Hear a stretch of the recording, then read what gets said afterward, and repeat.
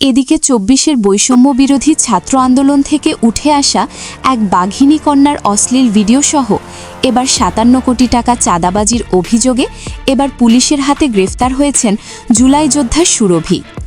বাঘিনী কন্যার সন্ধান খুঁজতে গিয়ে কিছু লোমহর্ষ ঘটনার সামনে পড়তে হয় আমাদেরকে।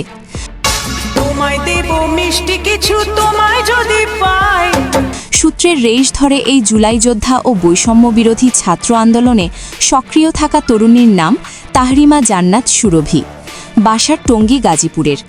এই বাঘিনীর সময়ের সাথে তাল মিলিয়ে জুলাই যোদ্ধা সেজে একের পর এক অপকর্ম করেই গিয়েছে ভিতরে ভিতরে, যা এতদিন সামনে আসেনি প্রশাসনের নজরে।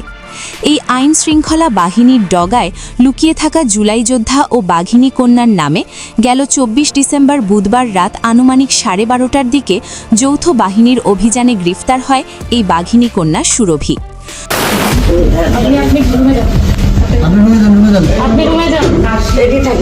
সূত্র ধরে জানা যায়, ছাত্রদের এই আন্দোলনের সাথে জড়িত থেকে সময় বুঝে বড় বড় রেস্টুরেন্টে থেকে শুরু করে বিভিন্ন কলকারখানায় এই সুরভি চাঁদা দাবি করেন। চাঁদা না দিতে চাইলে তিনি আওয়ামী লীগের ট্যাগ লাগিয়ে গ্রেফতার করার হুমকি দিতেন বলে তার নামে অভিযোগ রয়েছে।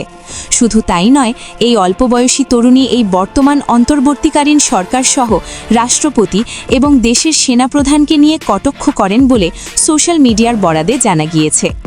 এছাড়াও ছাত্র জনতার কাতারে থেকে অল্প সময়ে এত টাকার মালিক হলেন কিভাবে, এমন প্রশ্ন এবার এই বাঘিনীর দিকে ছুঁড়ে মারছে সাধারণ জনতা। এই জুলাইয়ের বাঘিনী কন্যাকে নিয়ে একজন অনলাইন অ্যাক্টিভিস্ট কি বলেন, চলেন তা একটু দেখে আসা যাক। প্রিয় দর্শক, এনসিপি নেত্রী সুরভিকে গ্রেফতার করা হয়েছে, আপনারা সবাই জানেন। ৫০ কোটি টাকা চাঁদা দাবি। বিভিন্ন সময়ে সম্পদশালী যারা আছেন, ব্যবসায়ী যারা আছেন, তাদেরকে ফাঁদে ফেলে, বিপদে ফেলে, মামলার হুমকি দিয়ে, খুনের মামলার আসামি করার হুমকি দিয়ে এরা একটা গ্রুপ চাঁদা দাবি করে। এবং একটা অ্যালার্মিং বিষয় বলি, সেটা হচ্ছে ২৪-এর আন্দোলনে নারী, পুরুষ, ছাত্রছাত্রী যেই অংশগ্রহণ করেছে সবাই অধঃপতনে গেছে, লুট করেছে। আদর্শ নেতা নেত্রী কেউ হতে পারে না। সবাই চাঁদাবাজ হয়েছে, লুটেরা হয়েছে, দেশের টাকা পাচারকারী হয়েছে। এই এনসিপি নেত্রীর যে দম্ভ, যে অহংকারী, সুরভির কথাই বলি, অন্যান্যদের কথা বাদ দিলাম, তাদের কথা তো আরো অনেক বড়। এই কি বলেছে বিভিন্ন সময় একটু শুনেন। এক্সাম ছিল,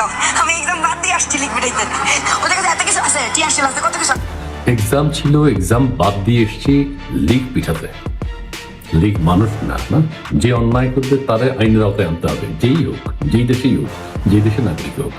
সেই এই যে অর্থনৈতিক যে অবস্থান, সেটি অনেক পাকাপোক্ত। দেখেছে যে আমি যত ফোকাস আসবো, এটার ব্যবসাটা ভালো, এই ব্যবসাটা ভালো, ঠিক আছে, তত আলোচনায় আসবো, বিভিন্ন জায়গায় চাঁদা দাবি করা যাবে, ঠিক আছে।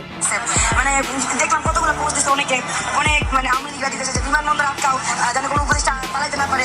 তারপর হচ্ছে আমাকে অনেকজন হুমকি দিচ্ছে যে আমাকে নাকি রাস্তায় নামলেই ওনারা ধরবে, এর কিছু। তা আমি রাস্তাটা সকাল থেকেই আসছি, দেখে দেখতেছি। সবচেয়ে বড় কথা, আজকে আমার এক্সাম ছিল, আমি এক্সাম ধরে ফেলেছে তো তোমাকে, তুমি তো এখন জেলে। কি অন্যায় অপরাধ করেছো, মানুষের জীবন নিয়ে ছিনিমিনি খেলেছো, সেটার জবাব তোমাকে দিতে হবে। কিন্তু পরিশেষে বিষয়টি নিয়ে বিশ্লেষণ করে দেখা গিয়েছে যে এই জুলাই যোদ্ধা ও বাঘিনীকে এখানে ফাঁসানো হয়েছে বলে ছাত্র শিবিরের এক নেতা দাবি তুলেছেন।